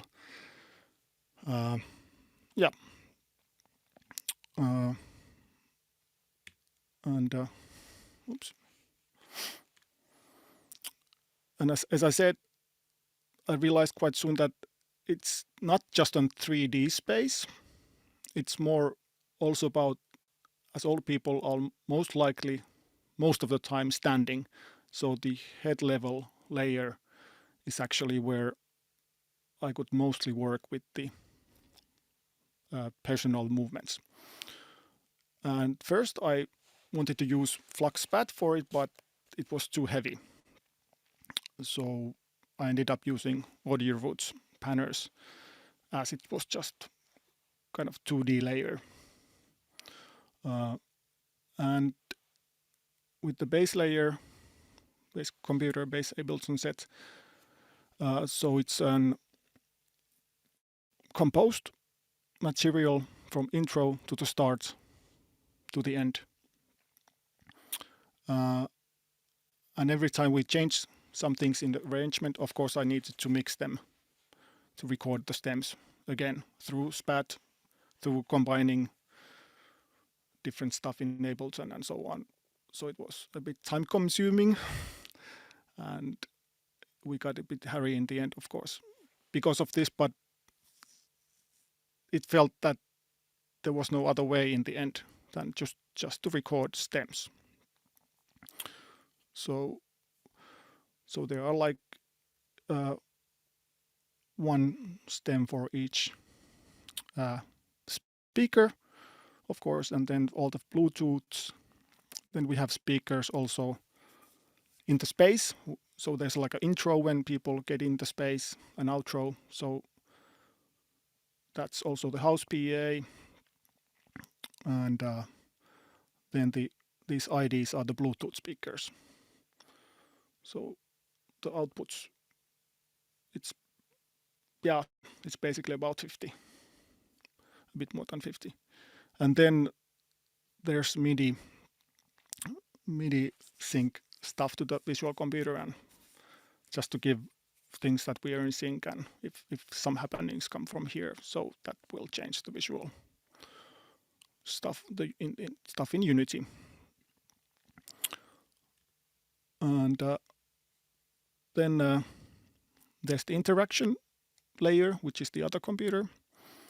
So this means that every visitor, which means for me it's every Bluetooth speaker has its own kind of a group timeline, and these timelines can differ from each other, at least in some parts,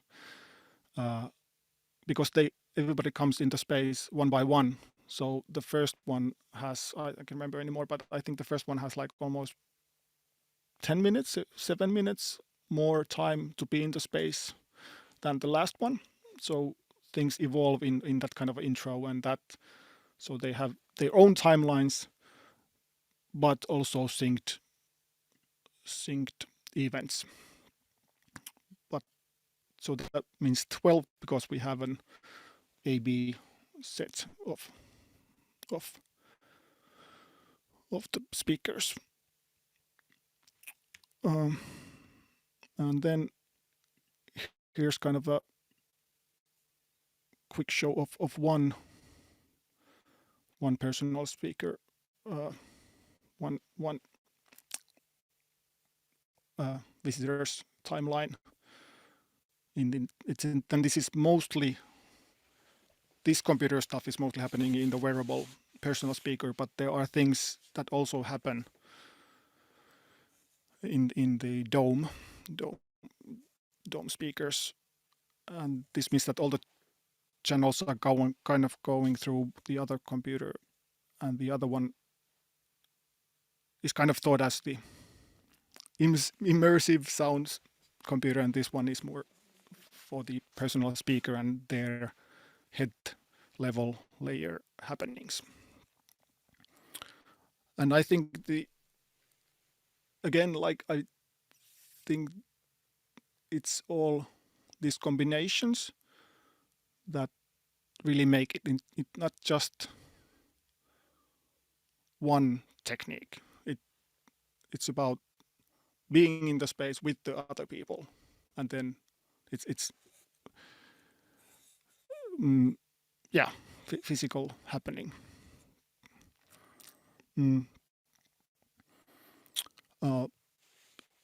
And of course, as it's not just the one gig, it's a 20-minute piece that happened for 8 hours in one day. So but as Timo said, that it was like 300 performances.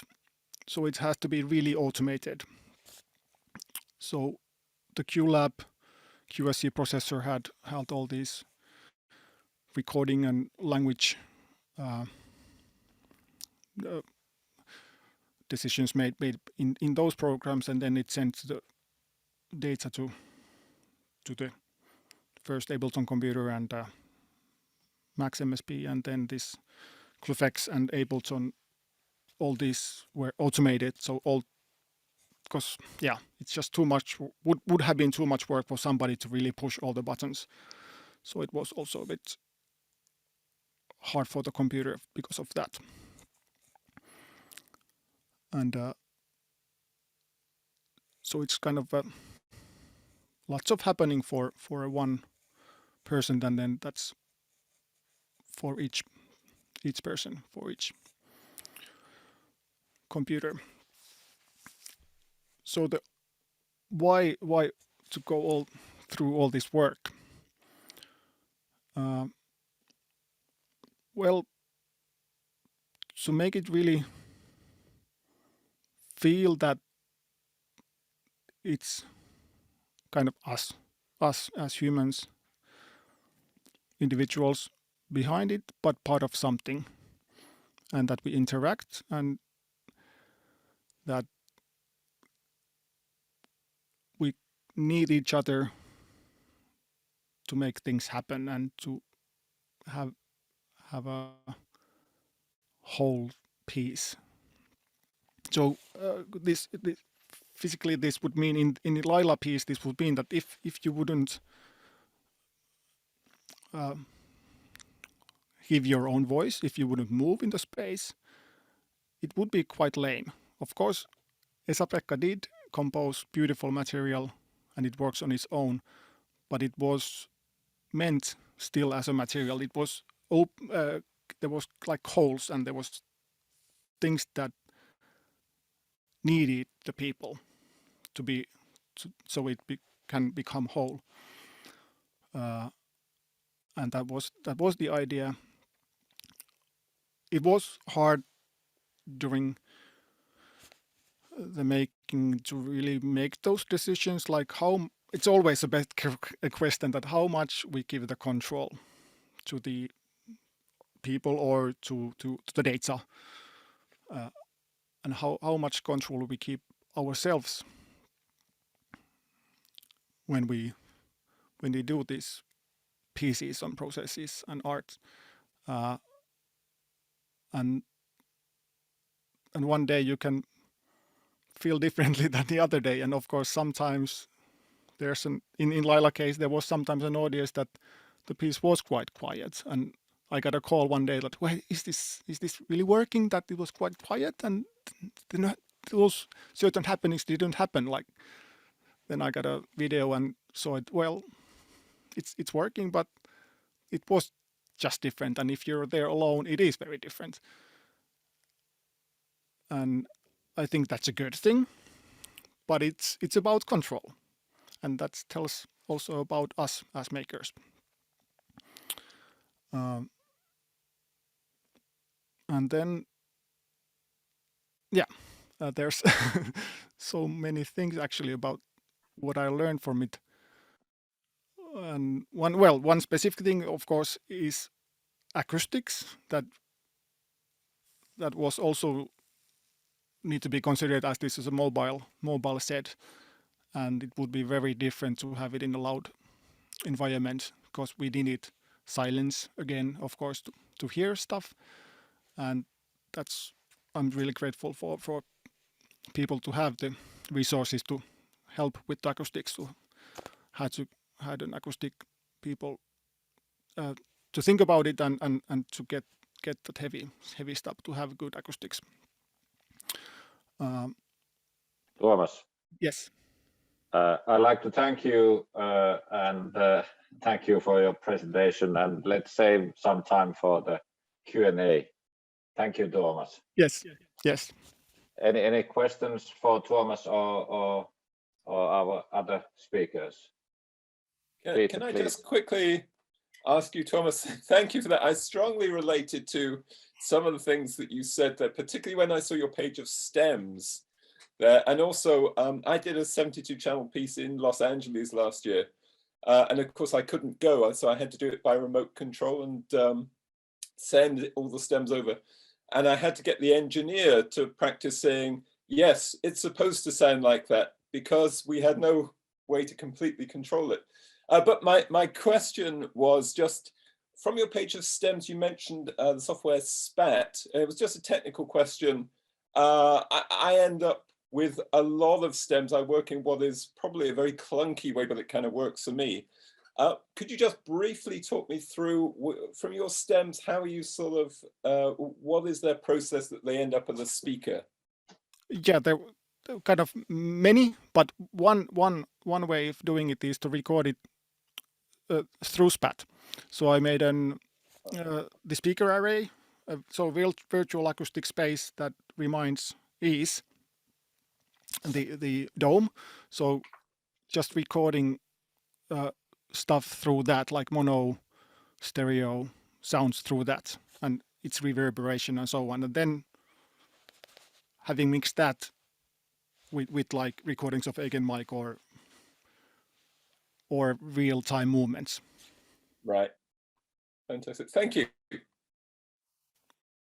I have a question as well. I'm from the Royal Theatre in Copenhagen, and we have worked with localization, with Timax and Soundscape. And maybe it's for you, Benoît, and thank you for all what you told. But in your research about localization of sound, how would you distinguish the importance of early reflections related to reverb and room acoustics? Or in another way, what's your take on room acoustics importance in terms of when will it destroy the localization and the earlier reflections? Interesting. First, you'll notice that I'm now in the basement. We're only allowed to be up in a nice room for 2 minutes every day. So let me try to answer that. So, well, they're all related, obviously. Like early reflections are part of the acoustics. Perceptually, they're the most important thing when we want to pick up kind of like the size of the room. And then the late reverberation is more like the texture and kind of the property of the material on the walls. But the main thing, the most important thing, I guess, is to specialize all these pieces at some point. There's a tendency in reverb, because I mean, we've been working on stereo for so long, to kind of just output the same kind of reverb in both ears, and then it can get kind of muddy in that sense. So imagine if you have like a sound source coming from the front, and if you're able to specialize the reflections coming from their specific directions, it will help your mix. But yeah, of course, this is coming from research and practice. The tools are not super available still to do all of this easily and simulate the acoustics of the room and all of that. Back in my video game days, I worked on this kind of plugin to simulate the early reflection from the geometry of the kind of the video game environment, and that was quite cool. As you would rotate your head, and the room would follow you into binaural, and that's something that is quite used nowadays. But I don't know if I answered the question, but feel free to follow up. I don't know if you can hear me. Here's Markus speaking. I'm outside. I hope it works. Yes. I just want to add, there is a perception model which was developed in the early 80s for Spat, where they looked at the early reflections, where they come from, the clusters or the dense early reflections and late reverberation. And there's a very nice perception model which helps you localizing. We know that when early reflections come close to the direct sound, they help you localizing the sound in space. And then with the level in between early reflections and late early reflections, which we normally call cluster, you can add some kind of depth into your scene. And so I would be happy to share information if you want to. There are some papers on this from Mark Short and others from back in the, I think it was about 1985. And that's the perception model we are actually using in Spat for sound source rotations, for depth perception, for stable localization. Very interesting. Thanks a lot.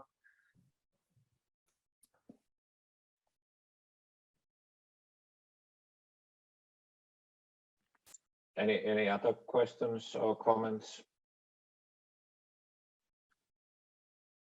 I'd like to ask a very general sort of question from all the speakers today. I was wondering if you have some guesses, or if you could somehow give examples of what you maybe see where these technologies and this development will come to first in the sort of mainstream products and like people's everyday lives, if we're going to see some big tech companies take these technologies into use in, say, in their streaming or something else soon.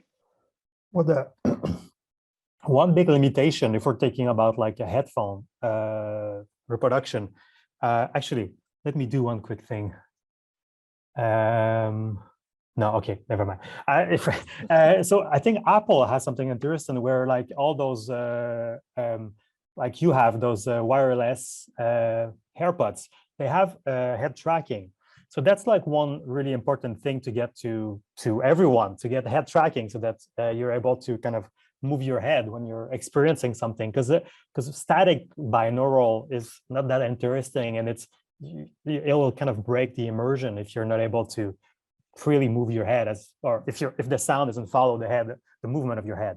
So I think that's, as soon as more people have that, and there's more kind of connections between this head tracking and like apps, I think that's already starting to come forward. And I think after that, there's like lots of cool stuff to do, like broadcast, like Timo was asking earlier, how to do better broadcast. I think that's like one thing to consider, is giving head tracking and being able to do binaural and give that to everyone. Yeah, I can confirm that I bought the new iPods, and I didn't know about this phenomenon, and it was quite spooky actually when suddenly hearing the person talking just in front of me. Oh yeah, and nobody there. So you're right. So you're right, and especially when turning your head. Yes. Cool. Well, I think honestly, I think sadly, I can never, because we're often working with these new technologies, like you're trying to think of what would scale, and I'm not sure I've worked that out yet, especially in this area. So honest truth is I don't know, and I feel it's still very chaotic and kind of in a glorious way, but it feels like no one quite knows what they're doing yet, but it's quite a lovely collaborative environment, which I guess is why I've been quite focused on location-based kind of physical things, which of course the pandemic completely blew up. But I guess that's kind of what we know how to do, is to like stage big communal audience-focused events. And I kind of commercially, I was starting to find a way to make those viable. So that is my interest. But yeah, it's I guess I'm saying I don't know, but that's probably why I've been so focused on location based. And I guess my main focus is so woolly, but just trying to make something that I hope is good, and try and make that the focus, which I know we're all trying to do. But when you have conversations with tech companies or venture capitalists, whatever, they're trying to find something that scales up like hugely, and that informs their decision making. And the truth is, I can't immediately see where that's going to work. I just find it fascinating. So yeah, that's my answer. How about the whole hype around metaverse? Yeah, I mean, it feels a bit like it's great that there's going to be all that investment. There's a lot of meta jobs coming up, but it does feel like it's a bit like Microsoft kind of touting the internet. It kind of feels like it's probably going to come from somewhere else, but it's not going to do any harm that it's kind of driving this. I mean, there is a potential for a lot of harm, because it's the negative implications of Facebook. But I think a lot of the work that Oculus, now Meta, are making is excellent. I think a lot of the hardware and the content they make is really good. But I kind of think that the more open communities, the more disruptive communities, are probably where that content will flourish. But yeah, no idea.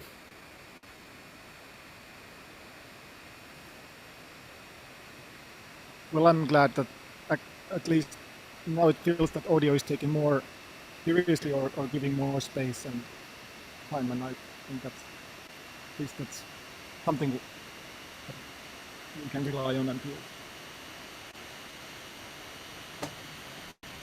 Here is Marco speaking again. So I would very much appreciate, I don't know, for the organizers of Opera Beyond, but we currently have also some projects to define the workflow for 3D audio, immersive audio, for stage performances, to go beyond what we've been doing now since 20 years, just moving sounds and space around the audience to get more interactive. And I would very much appreciate if Opera Beyond could be a kind of network and hub for bringing people together as today, because I learned a lot from other presentations, what could be interesting.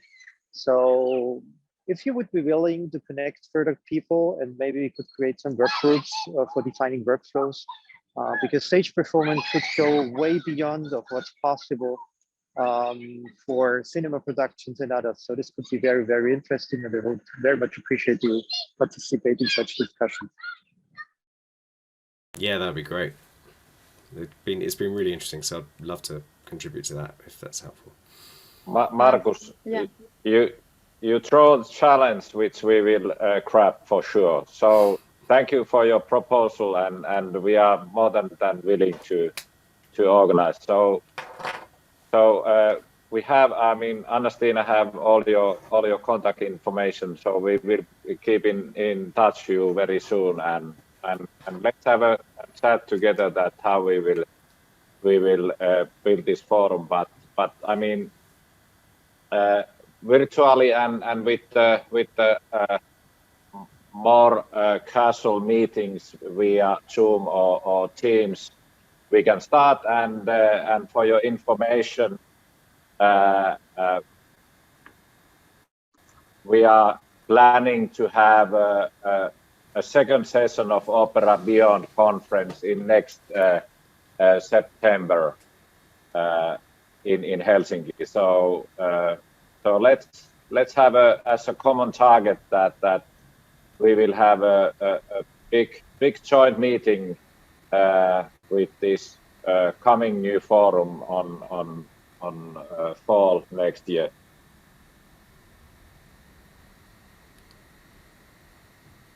Maybe we can close with those words. Yes, Timo, thank you for mentioning the conference, and we will also keep on doing these jam sessions throughout next year. So there will probably be the first one in early February, and then another one in the spring, and then maybe the next one will then be live in Helsinki at the Finnish National Opera.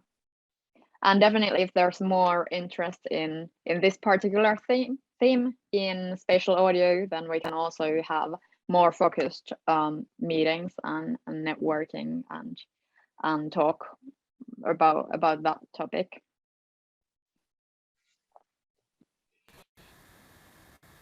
Thank you. Sounds great. Thank you very much. Thank you so much. Thank you. Thank you so much for organizing this event. Our pleasure. And thank you for doing that. Thank you very much. Thanks. Bye-bye. See you. Bye. Nice to see everyone. Thank you. Bye. Bye.